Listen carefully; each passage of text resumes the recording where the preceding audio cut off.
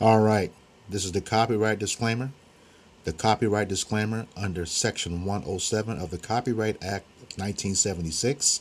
Allowance is made for fair use for purposes such as criticism, comment, news reporting, teaching, scholarship, education, and research. Fair use is a use permitted by copyright statute that might otherwise be infringing. Fair use, fair use, fair use.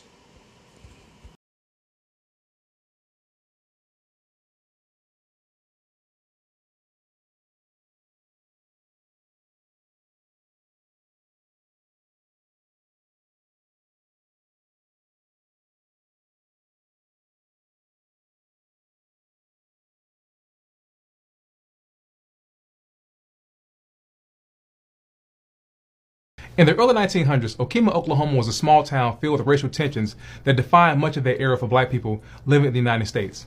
Laura Nelson was born around 1883. In 1896, she married Austin Nelson. They had two children, LD and Carrie. In 1911, LD was about 13 years old and Carrie was 2 years old. On May 1st, 1911, Sheriff Sheriff Looney received a complaint from a local white farmer named Claude Luttrell about a stolen cow. Luttrell obtained a search warrant from the Justice of the Peace, A.W. Jenkins, permitting him to search the Nelson's farm. Sheriff Looney assembled a gang of white men, including Luttrell and the neighbor Oscar Lane and Constable Cliff Martin, to execute the search warrant on the Nelson's farm. They came to the Nelson farm around 9 p.m. on May 2nd, 1911. As they began their search, they discovered meat allegedly stolen from the cow that was found in the Nelson's barn. At this point, the situation escalated quickly. 13-year-old LD grabbed a weapon to defend his family. Laura Nelson also armed herself with another weapon. A firefight erupted, during which Constable Martin was grazed in the leg, and Sheriff Looney was fatally struck. Following the altercation, the Nelsons fled to a relative's home but were later arrested that day. The blame fell upon Laura and LD for the entire situation. The entire family, including 2-year-old Carrie, were put in jail. There were serious doubts about the prosecution's case, with many questioning whether the state had enough evidence to actually convict Laura and LD of this crime. As they awaited trial, news of the sheriff's death spread, and anger over the possibility of the Nelsons not being held accountable gripped the white community with anger and wanted revenge. Newspapers started printing sensationalized stories about Laura and about her family. They described Laura as being a wealthy and vicious black woman. LD was described as being tall and ragged, even though he was a child. The white population did not want to wait for a trial. On May 24, 1911, a mob of over 40 white men stormed the jail. They dragged Laura and LD out of their jail cells and took them 6 miles away to a bridge over the Canadian River, close to a black neighborhood. Laura was violated by the men. They then hung Laura and LD from the bridge. Some reports say that baby Carrie was found drowned in the river. Laura and LD's bodies were found the next morning by a young black boy. Hundreds of white people rushed to the scene to see their bodies. Some posted pictures with Laura and LD's bodies. Images of Laura and LD were later turned into postcards and sold as souvenirs. There are photographs of what happened that day at the bridge. I can't show them here for obvious reasons, but you really should see them. You should see what brutality looked like during that time period for black people. See what black people experienced. I've included them on my blog. What happened to Laura Nelson and her son LD happened because of the actions of the Supreme Court in the 1880s, when it abandoned black people and ruled that it was okay for private citizens to harm and discriminate black people, and the federal government had no authority to stop it. Congress passed laws to prevent what happened to Laura and LD, and the Supreme Court overturned those laws. What would black life have looked like after the end of slavery and the Civil War? Had the laws that were passed for black people to help black people have been allowed to be enforced the way that they were intended? We'll never know. What we do know is that the Supreme Court is still doing the same thing that it did in 1883, twisting the law to the disadvantage of black people. Had you ever heard the story of Laura Nelson and her son LD? And how does it make you feel knowing that the Supreme Court set the stage for Jim Crow and segregation? Drop me a comment down below and let me know what you think.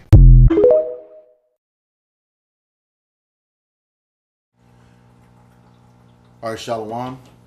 We are the Hebrew Israelites from the Indianapolis branch of the Great Millstone.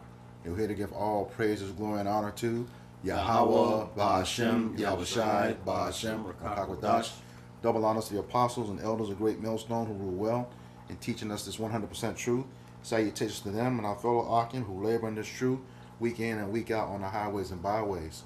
Also, salutations to the hopeful elect of the scattered 12 tribes of Israel, scattered to the four corners of the earth that be like unto the speckled bird, also known as your Israelite foreigners and your so-called Negroes, Latinos, and Native Americans. To you, we say Shalom. Shalom. All right. Today is another installment of our camp series called For Thy Violence Against Thy Brother Jacob, where we go into the history things that have happened, in the United States and abroad to both the northern and southern kingdom of Israel. Okay, northern kingdom, being primarily your Latinos and Native Americans, and the southern kingdom being primarily your Negroes, who would be considered the Haitians, Jamaicans, or the West Indians, and the so-called Negroes of America. All right, we go into this history every week, dealing with the atrocities that Esau Edom, the so-called white man, has afflicted upon us, both here and abroad. All right, so we'll go ahead and go with the opening scripture. This is the book of Obadiah, verse 10. It says, "For thy violence against thy brother Jacob, shame shall cover thee, and thou shalt be cut off forever." Kindness, we talk about the violence that he has committed against Jake. We see now that this guy Kevin Roberts is starting to systematically go after the southern kingdom of Israel. We know that they went after the northern kingdom with the whole immigration policy. All right, and now they're starting to gut the voting rights. They've actually gutted it, the Voting Rights Act, which Jake is not supposed to be doing anyway. We're not supposed to be voting for these individuals, especially if they're not one of us, and the Lord has chose that individual, according to was that Deuteronomy 17, 17:15. You want that? Yeah, Deuteronomy 17:15.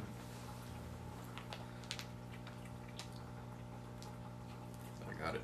Okay. In Deuteronomy chapter 17 and verse 15, it says, "Thou shalt in any wise set him king over thee."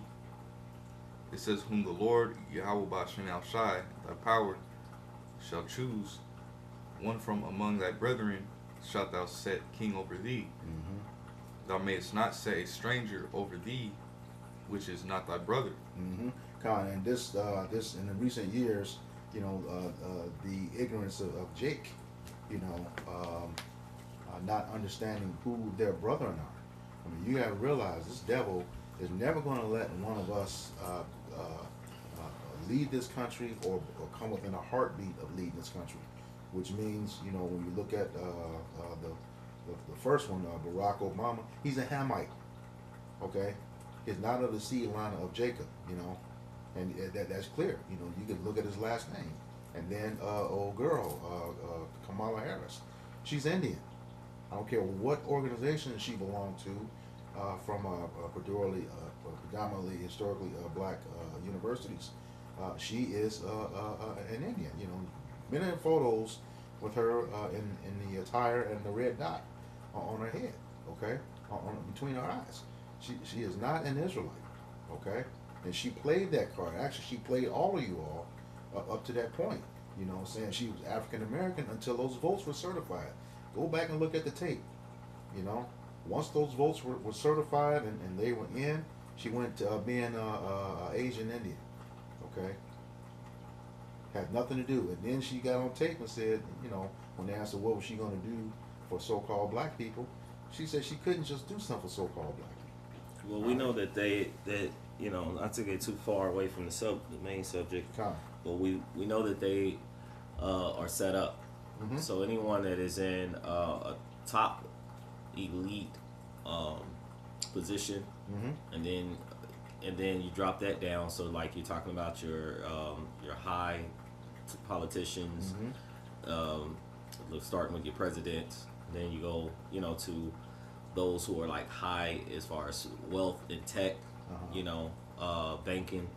All of these are pushed by the top elite banking families, to push a certain type of agenda. And we see that with practically every president, but you could see, with Obama, the whole propaganda or that machine that was pushing Obama, rising up from no one knowing him at one point to like 2 years. He's just like a household name. Yep. And then of course you have Biden and Harris and all of that. They all have an agenda, as we say, is like two sides of the same bird. Yep. Yep. But we just know in the end, whoever is set up in the system of in a system called white supremacy, which is here in the Americas, they're going to be set up for the agenda of the top elite banking families, right, for the wealthy. All right, we're actually seeing it with Trump.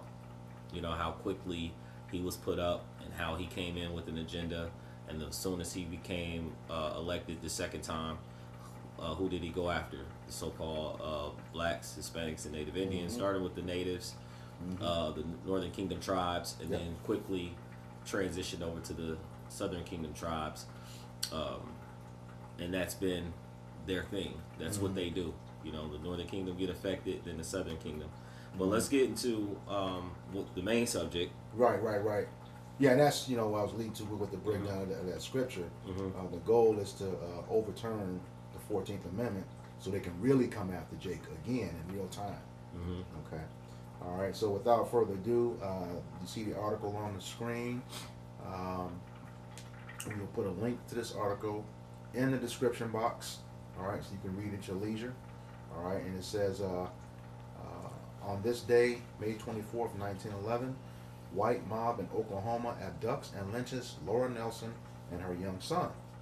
All right, the article starts off, on May 24th, 1911, shortly before midnight, a mob of dozens of armed white men broke into the Ofuski County Jail in Okemah, Oklahoma, and abducted Laura Nelson and her young son, LD. The mob took the black woman and boy 6 miles away and hanged them from a bridge over the Canadian River close to the town's black neighborhood. According to some reports, members of the mob also raped Mrs. Nelson, who was about 28 years old according to the census records, before lynching her son alongside her son. Their bodies were found the next morning. You know, as I read this paragraph, it says Mrs. Laura Nelson, which means she was married. Okay, we were just talking about how this nation calls itself Christian at camp, and they have no regard for the scriptures. That's adultery. You know, you took that woman and you violated her. So that's another thing that Esau has to pay for. All right. So go ahead. This is Amos chapter 1 and verse 11. It says, "Thus saith the Lord, Yahweh Bashim Shai Power, for 3 transgressions of Edom, and for 4, I will not turn away the punishment thereof, because he did pursue his brother with the sword, and did cast off all pity, and his anger did tear perpetually, and he kept his wrath forever." And his perpetual hatred goes back to back in Genesis, man. You know, to where, you know, Esau, Edom, you know, he was rejected the birthright, man, because ultimately in the spirit it was set up for Jacob to receive the birthright, man. That's why here in this land, here in the Americas, man, you know, you see the tribes, you know, Judah, all right, you know, which is a part of the Southern Kingdom. You know, they get treated in the worst ways, man. You know, Esau is just able to do these atrocities unto our people, you know, because, you know, he's in power right now. You know, but Yahweh Bashim Shai is taking account of all these atrocities, these killings, beatings, all right, rape. You know, all these atrocities are being documented, man, by the angels, man. All right, and Yahweh Bashim Shai is not going to turn away the punishment thereof, man. Right. You know. Right. You must give an account for everything that you've done. You know, everything that you've done. And it starts with their policies too. Somebody grab Matthew chapter 12, verse 36 and 37. I got it. Matthew chapter 12 and verse 36. It says, "But I say unto you, that every idle word that men shall speak, they shall give account thereof in the day of judgment." So a lot of those murders were premeditated. You know, and they were most likely false accusations. Okay, we're seeing that day in and day, week in and week out when we do these videos. You know, all Esau has to do is making an accusation, and not only did it wipe out the individual they were accusing, you know, they took it upon themselves to eliminate the whole community, drive them out, you know, spoil all their goods, take them for their own, take their land, you know, clothes, everything. Mm-hmm. You know. Go ahead. Verse 37, it says, "For by thy words thou shalt be justified, and by thy words thou shalt be condemned." Mm-hmm. And they're definitely going to be condemned. You know, the scriptures already say that. You know, we're in the book of Obadiah, verse 18, lets you know that they're already condemned to be eliminated as a nation. All right, when it's all said and done. All right, back to the article. It says, a few weeks before, local police had reportedly come to the Nelson's cabin and accused Mr. Nelson of stealing meat. When a white deputy sheriff was shot and killed while searching the cabin, Mrs. Nelson and LD, who was reported as 14 to 16 years old in the news reports, but was more likely just 12 years old according to census records, were accused of killing him. The entire Nelson family was arrested and jailed after the deputy shooting, and some reports indicate that a 2-year-old daughter listed as Carrie Nelson in the 1910 census was also with Mrs. Nelson in jail. The prosecution's presentation at the preliminary hearing raised doubts about whether the state had sufficient evidence for conviction. All right. Many black people were lynched across the U.S. under accusations of murder or assault. During this era of racial terror, mere suggestions of black-on-white violence could provoke mob violence and lynching. I just said that. It says, though these communities have developed and functioning judicial systems, white defendants were more likely to face trial, while black people regularly suffered death at the hands of a violent mob without trial or any opportunity to present evidence of innocence or self-defense. In this case, after Laura and L.D. Nelson were lynched, it was revealed that they claimed to have shot the deputy as he reached for his gun and seemed about to shoot Mr. Nelson unprovoked. See, that's the thing, you know, it says here, they didn't have enough evidence, okay, to prove that these people do that. Can you grab Sirach 11, I believe it's 11:7. I got it. Yep. It's Sirach chapter 11 and verse 7. It says, "Blame not before thou hast examined the truth. Understand first, then rebuke." And see, Jake didn't have that opportunity. Okay, they never had that opportunity. Like I said, all it took was an accusation. Mm-hmm. That's all it took, with no evidence. Okay, they weren't trying to understand. They went straight to the rebuke, you know, off of somebody's word. You know, and like the article said, that rebuke was, you know, for the most part, death. Yep. Yeah, so. And I was gonna make a point. You know, when this, you know, country was being established, Jake wasn't even known to even be a man. What is it? 3/5 of a man. 3/5 of a man. Yeah, that. You know, Esau classified Jake to be a subhuman man. Mm-hmm. You know. Yep. That was under the first. I think it was the first constitutional convention after the Constitution was written. You know. And here again, that brings up another point. Okay, how are we still 13% of the population, and you making efforts to cheat Jake out of stuff? You know, that there's a farce. Okay, because we know a lot of Jake don't take the census. All right, we're not supposed to. Right. So how do they really know? That's just a number that they keep throwing out. Yeah. All right.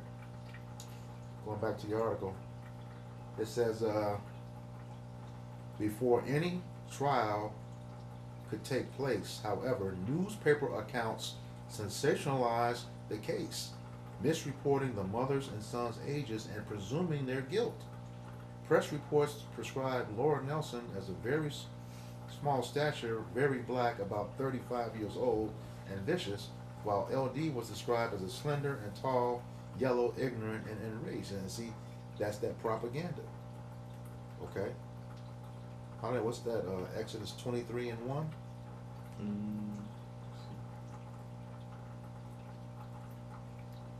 This is the book of Exodus, chapter 23, verse 1. It says, "Thou shalt not raise a false report. Put not thine hand with the wicked to be an unrighteous witness."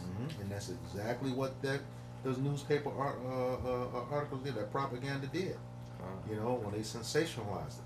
All right, something real quick. Go ahead. It's just for edifying. Propaganda is a deliberate, systematic spreading of information, such as facts, rumors, half-truths, or lies. Now, you notice it said facts, but then everything else was like overshadowed that facts, right? Rumors, half-truths, and lies. That's pretty much what propaganda is. Because if you're telling the truth, it's not propaganda. Right. Okay. Right.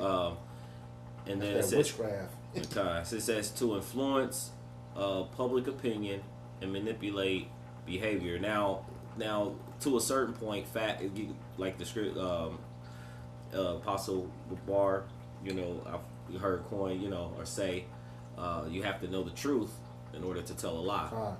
So of course they will give you, like it says, half truths, or they'll give you a truth, but then they'll I would say it, they'll give you a plethora. They'll give you an overwhelming amount of lies on top of it. And so what happens is that then you have all the people around discussing it, and then they go with popular opinion. So and so now there's a bunch of confusion, especially now. Fast forward in today's time. See, then they could control the narrative. Newspaper, whatever's going out in the news. So-called blacks don't have a word, so they actually a court system. They could actually control the narrative. Today's time they can't so much, but yet you will see that everybody has something to say about the war. Everybody has something to say about you know, the many different men and so-called black men and women, Hispanic, Native American men and women who are actually unalive, whether it been by police or by out in the streets of some form or fashion. And then they always seem to criminalize them. Right. That's one of the first things. They'll go back. You brought up Castile, is it? Philando Castile. Yeah, they went back to elementary school or some stuff, I believe, on him, you know, just to find something. He's like early 30s. Yeah, in age, but they had to go all the way back to when he was like in elementary school or some stuff, just to find some type of conflict, and then they blow that up. Or you know? the situation. Remember when the kid fell in that gorilla pit? And they went back through the father's history. You know, trying to justify, you know, the parenting. Well, give you another example. The one young lady in Chicago. Well, she was going to college, I believe, in Chicago. She met with, I might be off as far as the city, but so Salakia on that. But where she met the guy on some type of app at the bar, and he took her home, chopped her up. Yeah. Right. Well, in the news media, lady had the audacity to bring up, well, you know, she's a criminal justice. She's 19. Wow. She's a criminal justice. She has she's working toward a criminal justice degree. Couldn't she have seen some of the signs? Man. You know, at 19. And so, so there's things like that they'll put out in the media, and if a young man, 16, 17, maybe 15, even as early as 13, you know, they then charge him as an adult for certain crimes. Yep. You know, so we see that there's an overwhelming imbalance of justice. And that's by design, because remember, you know, we were talking about they want to overturn the 14th Amendment. The 13th Amendment says slavery is over unless you become a felon. Yeah. And so, we just saw what that kid He lost everything, and the guy is literally on the stand saying this. He's young, he's able-bodied, he will be good and change. And this sounds like, wow. That's what they really do. But Jay got to figure out a way to stay out of their system. Yeah, and that and again, that's an unbalance of justice and injustice, right? Yahweh Shai said, "False balance is an abomination unto him, but a just weight is his delight." Mm-hmm. So we see that they work in unjust dealings, Mm-hmm. gains, riches gotten by deceit, and they find a way to to profit, Mm-hmm. from the downfall mainly of our so-called blacks, Yeah. Hispanics, and Native American. Yeah, and it's a whole system, especially with that with the prison system.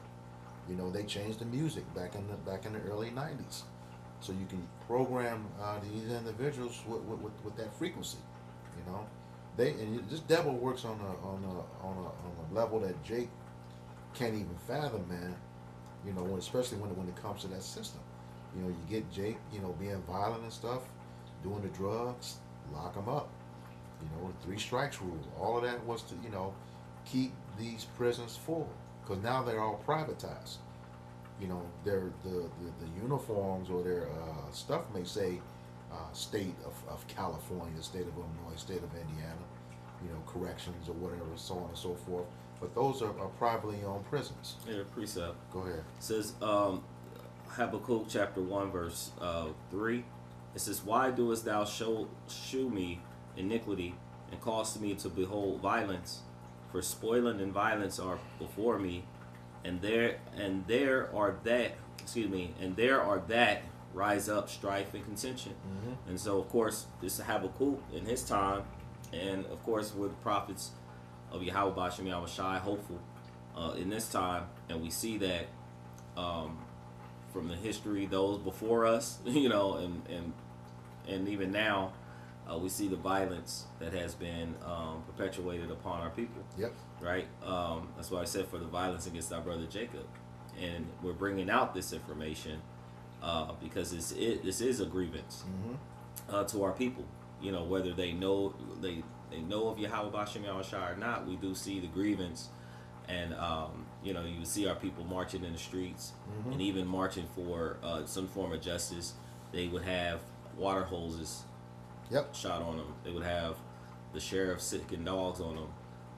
If they then decided to somewhat uprise or fight back, they would close off sections of the city, so then the people would destroy their own towns and own cities. Right. And if it got too crazy where the government would have to get involved, the government always sided with what we say white supremacy. Esau, yep. So they always sided with their own. Mm-hmm. And then if there was any type of investigations, they do internal investigations upon their own selves.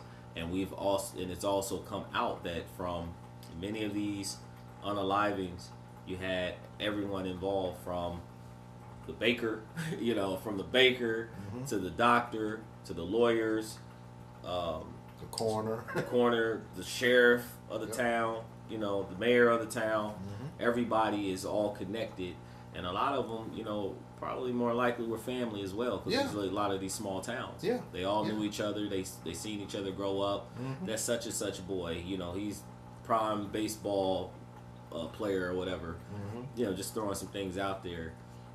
This is valedictorian, and yet he's out creating mayhem and being a menace, and then they find a way to get him off. That's why it says in the Psalms, they're not as troubled as other men. It says, "Therefore the law is slack, and judgment doeth never go forth. For the wicked doeth compass about the righteous, therefore wrong judgment proceedeth." And so it says, when the vilest men are exalted, when the wicked, how they go? The wicked walk on every side. Yeah, when the vilest men are exalted. And so we see that from their occupying of America, colonizing it, and how how quickly they increased within this land over a process of several hundred years.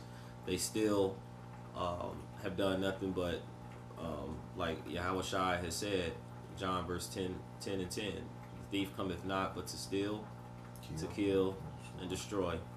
And everywhere they go, you're going to find these three things involved in some form or fashion. And then we also go back to I think was it Proverbs 6, where he says these 6 things do what the Lord hate. Yeah, 7 are abominations. So you're going to find some form of fashion in that as well. With everything that they do. Like in this particular case, a false witness that speaketh lies. That's a abomination to Yahweh Hashem Yahweh Shai. Discord among brethren, and not just ours, but their own.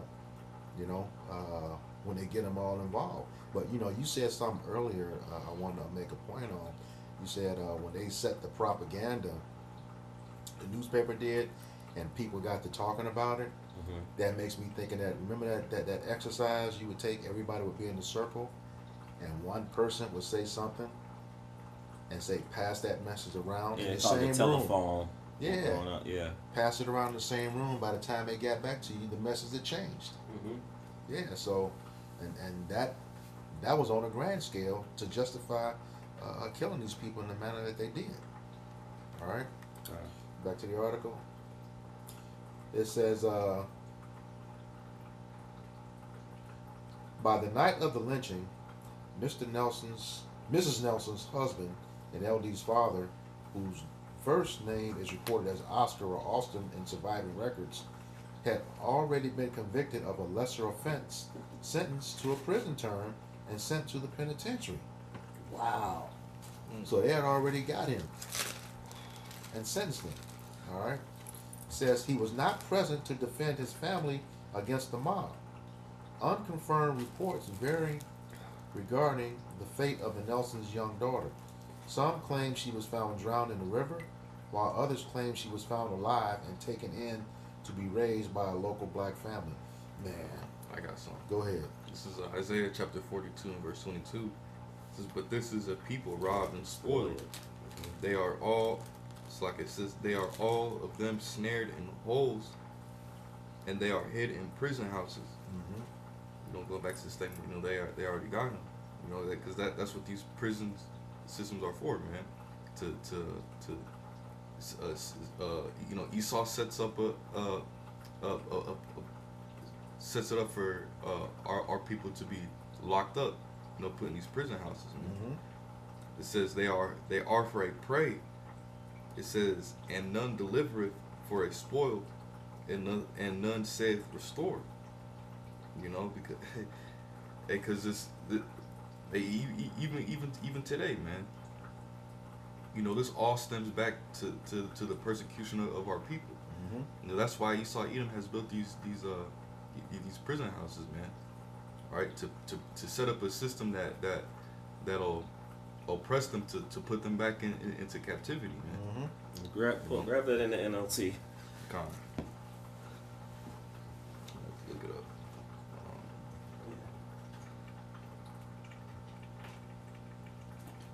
Isaiah.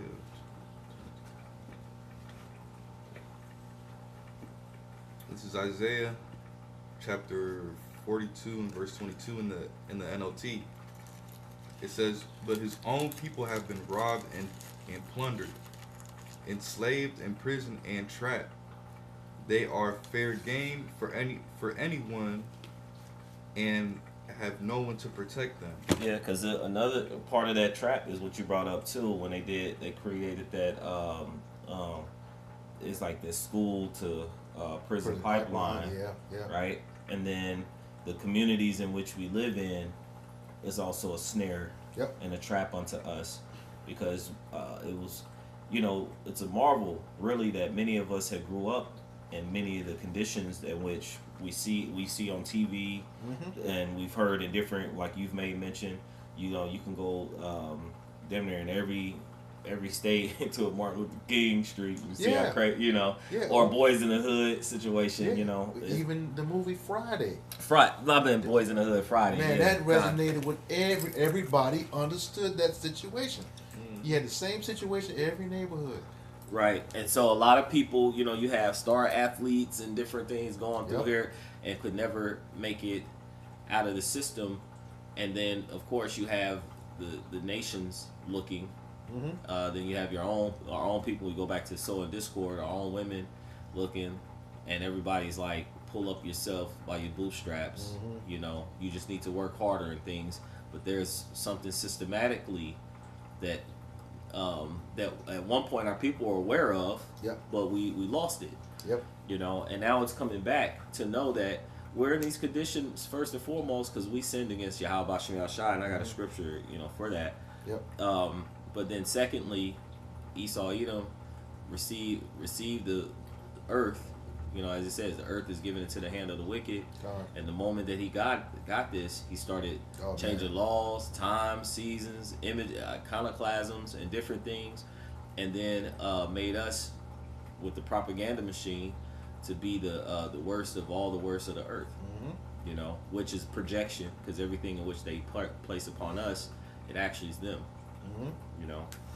Yeah, that's that scripture, that's Sirach 23 and 15. He that is accustomed to opprobrious words will never be reformed. Roughly paraphrasing.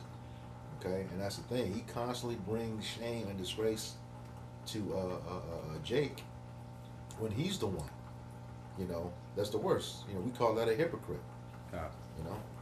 Yeah. Let's finish this article off. Okay. I got something I want to bring up, and then we can end it. Okay, back to the article. It says, after a black boy reportedly found Laura Nelson's and L.D. Nelson's hanging corpses at the bridge the next morning, hundreds of white people from Okemah came to view the bodies. Some even posed on the bridge to have their photos taken with the bodies of the dead black woman and boy. Those photographs were later reprinted as postcards and sold at novelty stores. Man, they mocked Jake, you know. Definitely. And that's what that picture is in the article. Okay. It says, the mob's choice to deprive the Nelsons of their basic rights to due process and hang them on a bridge frequented by black people and near where many local black residents live was meant to maintain white supremacy by sending a message of terror and intimidation to the entire black community. While the general sentiment is adverse to the method, the Okemah Ledger wrote the day after the lynchings, it is generally thought that the Negroes got what have been due them. Wow. When the special grand jury was called to investigate the lynching, the district judge instructed the white jurors to be mindful of their duty as members of a superior race and greater intelligence to protect this weaker race. Wow. Yeah. This is James chapter 5 verse 4. It says, "Behold, the hire of the laborers who have reaped down your fields, which is of you kept back by fraud, crieth, and the cries of them which have reaped are entered into the ears of the Lord of Sabaoth." Because again, back then and even now, it was still slavery was going on. Yeah. You were being a terror unto the Lord's people. And though, just like in the time of the first Egypt, we're in spiritual Egypt. What did Yahweh say unto Moses? Yahweh Shai says that the cries of the people are come up to me, and so there's no different. All right. Again, the angels of the Lord are beholding the evil and the good. Yep. And so all these things are going back to the Heavenly Father, just like Abel's blood. Yeah. Crying out like yeah. So these things, numbers, we brought that out at camp. He says 35 and 33. Yep. He says, can you paraphrase it? Yeah, this is Numbers 35 and 33. Okay, I'll bring it out. Yeah. Yep. And it reads, it says, book of Numbers chapter 35 verse 33. So ye shall not pollute the land wherein ye are, For blood it defileth the land, and the land cannot be cleansed of the blood that is shed therein, but by the blood of him that shed it. So this family started with the husband, right? You know, the wife, children. You know, their blood was shed, right? He was defrauded of his labor, like he was working and everything, and then he was falsely accused and put in jail. Yep. And when everything was to stop there, they helped forward that affliction. They went even further to go after the wife and the children. It's showing you the perpetual hatred of Esau Edom, the so-called white man. And so of course the Lord is hearing, he's seeing these, and what's making this come back to life. The fact that he's put it on the spirit of the prophets to bring this story right back out.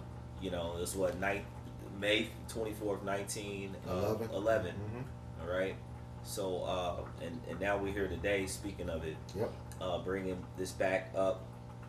Crying up to the Heavenly Father is like, hey, like we said, how long? And he's gonna come. He's soon enough. He's judging this earth and the people, who's running it. This is verse 5. It says, "Ye have lived in pleasure on earth, and have been wanton. Ye have nourished your hearts as in a day of slaughter. It says, ye have condemned and killed the just, and they doeth not resist you." So you've gotten fat in the pleasures, of being able to live deliciously on the earth, and then also take advantage of the Lord's people. And the Lord has hadn't done anything. He just allowed you to build your tab up. Now it's time to pay. For it says the wages of sin is death. And you've had our book. You've seen the rules in which the Lord had and has, and you implemented not a one. All right, that was it on that. Yeah, like that. You were saying, they that stuff is perpetual. If you remember the clip that was viral a few years ago, I think the woman was either from the UK, Britain, one of those, and some pastry or cookie was stolen. She was talking to her daughter, and her daughter said, "I didn't do it. A black man did it." And that's the same thing that happens today. All right. Okay, back to the article. This is finishing up to the next to last paragraph. It says, when a special grand jury was called to investigate the lynching, the district judge instructed the white jurors to be mindful of their duty as members of a superior race and greater intelligence to protect this weaker race. No one was indicted, prosecuted, or held legally accountable for lynching Laura and L.D. Nelson. All right.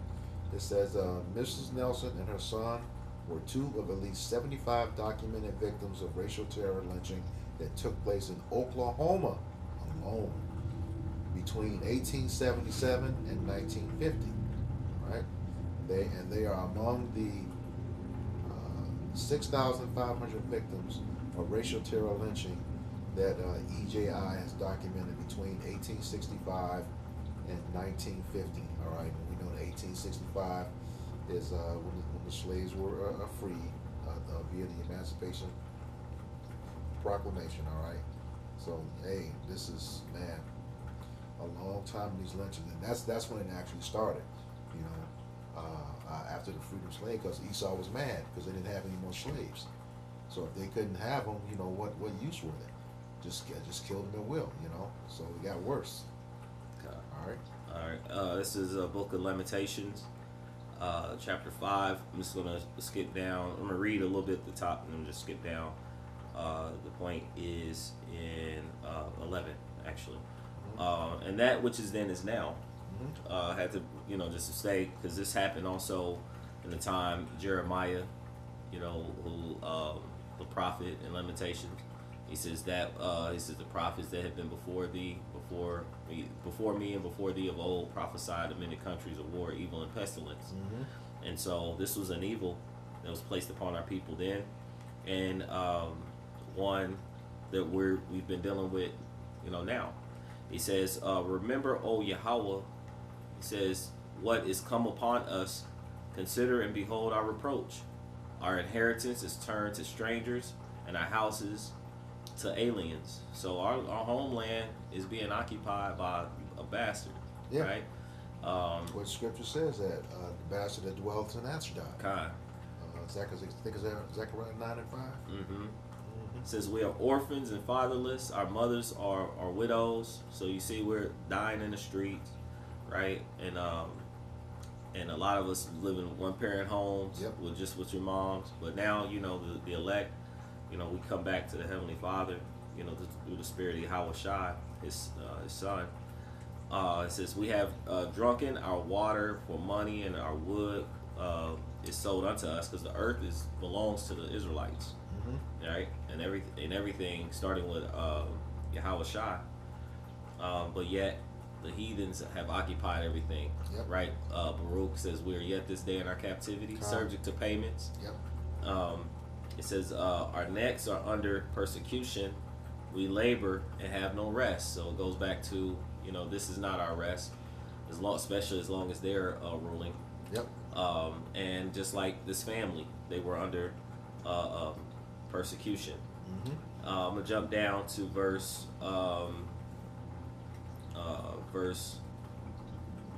7. 8. It says, servants have ruled over us. There is none that doeth deliver us out of their hand. We know Yahweh Shai, like it tells us in Deuteronomy 28. It says 28:68. He says, and no man shall buy you. He said, no man shall redeem you. The true redeemer is Yahweh Shai, who's going to get us out of these conditions.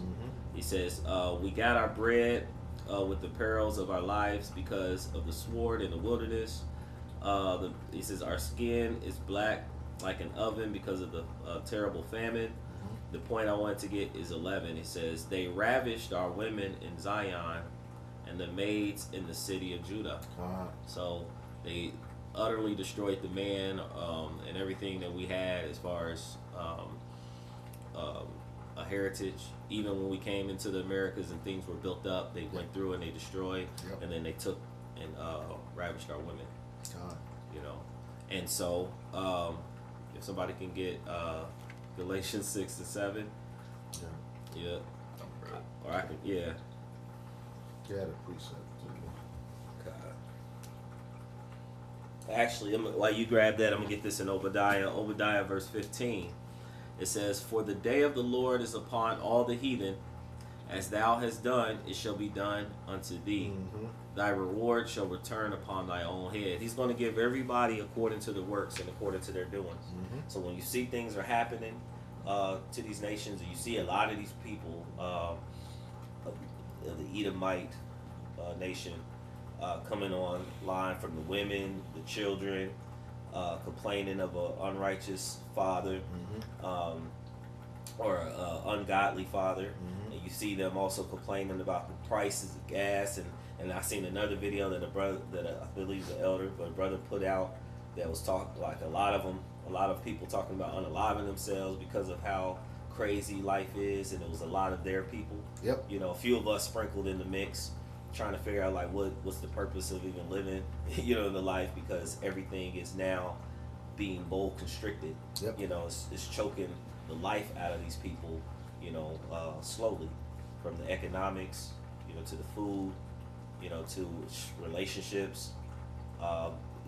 Proverbs 6 again, the 7 things that the Lord hates. It's placed upon, now it's going upon the whole entire earth. Yep. Yeah.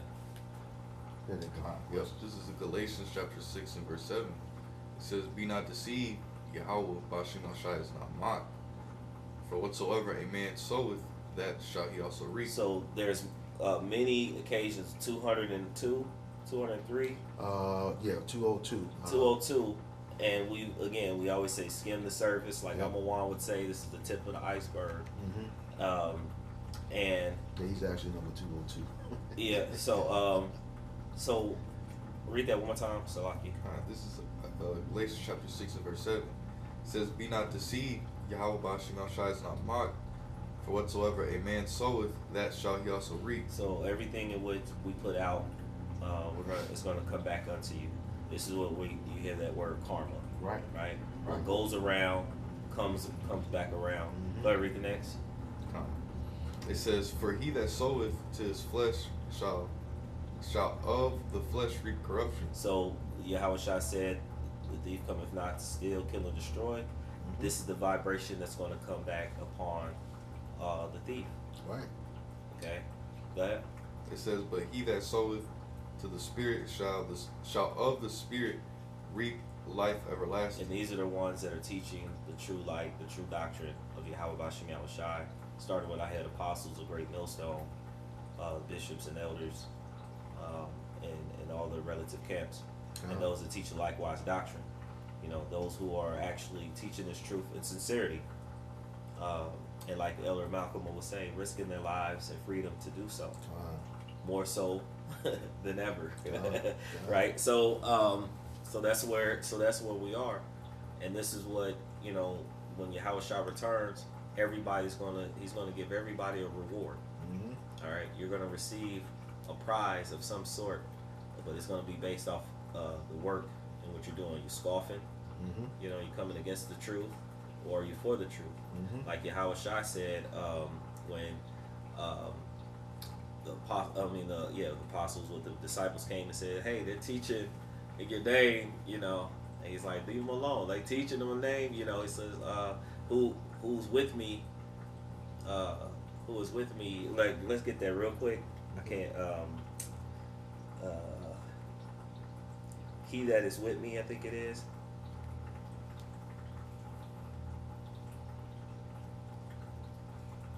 My phone went slow. And what it said, "He that is with me," and then the other was like, "Scattereth abroad." Somebody can help me grab that. Scatter. Yeah, try "scatter abroad."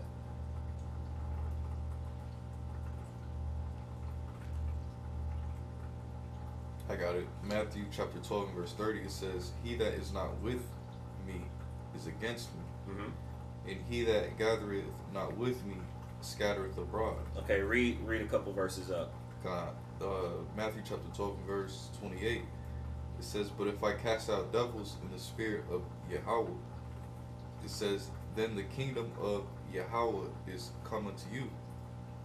It says, "Or else, how can one enter into a strong man's house and spoil his goods, except he first bind the strong man, and then he will spoil his house?"